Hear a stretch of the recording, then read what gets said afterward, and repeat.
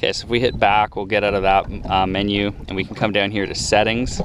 And this again is kind of, you know, your preference, international type or US. US just changes the coloring a little bit, as you can see there.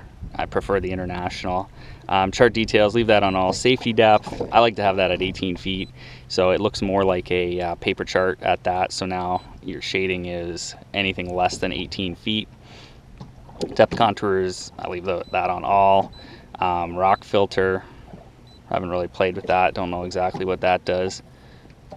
Probably just highlight the rocks if they are on your chart at a certain depth level. And that's basically all I really do in there.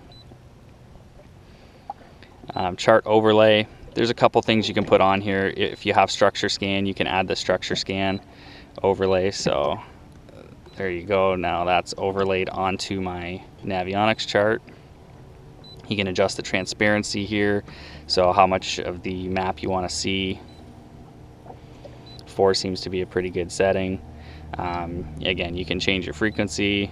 You can clear the live history so it starts again, or you can just do your saved sonar logs in there. And again, you have all your adjustments here, like your range for the structure scan. If you want to view it even further out to the side, you can do that. This isn't a feature I really used all that often. I generally use the split screen when I want to use my structure scan. So that's what you can do on your overlay. Another cool thing here is when we're on our map, if we move the cursor around and then we hit clear cursor, you hit restore, it'll bring it back up. So it's a few cool little things that they've done there. This measure feature will allow us to measure the distance from our present position to the cursor. So in this case, it's 330 odd feet, and that's the heading we need to take to get there. Now in the chart menu here, go to settings, go to chart.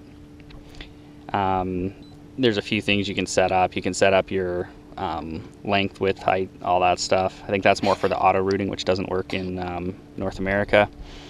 There's range rings you can put on the map, heading extension or course extension. I like to have the heading extension on, and you can change, you know, what that is. So it's a line that'll go, I'll just exit out and show you here. A line that'll go off your heading, and you can set the distance, how far out that goes. So I think I had it set to 1 mile. So that's 1 mile away from me right now. Now if we go back in there, yeah, it was set to 1 mile. I personally like to have it set to time. I usually set it to 1 minute or 2 minutes, depending on what I'm doing. So that'll change as you change speed.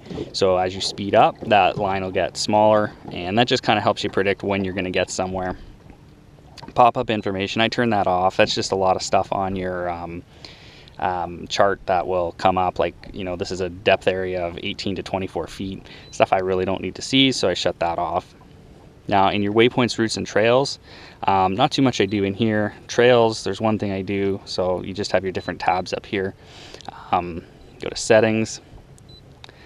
The logging type, I set to time, and I set to every second. So now every second that thing is going to update my position on the screen. So I find it gives it a much more accurate trail. It will tend to spin the boat around a little bit, so you'll see your map kind of moving around you like this.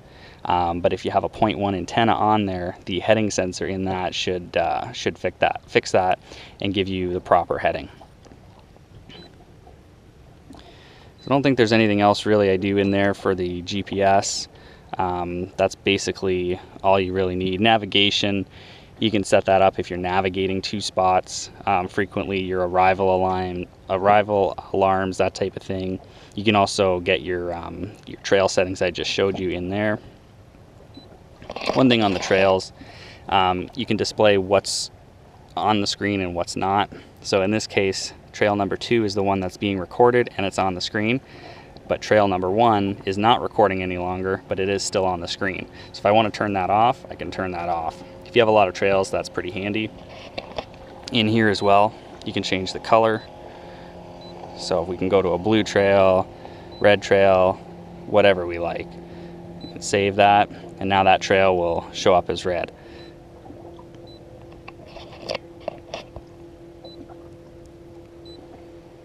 So that's it for the GPS settings. Next thing we'll do is the overlay data in the next video.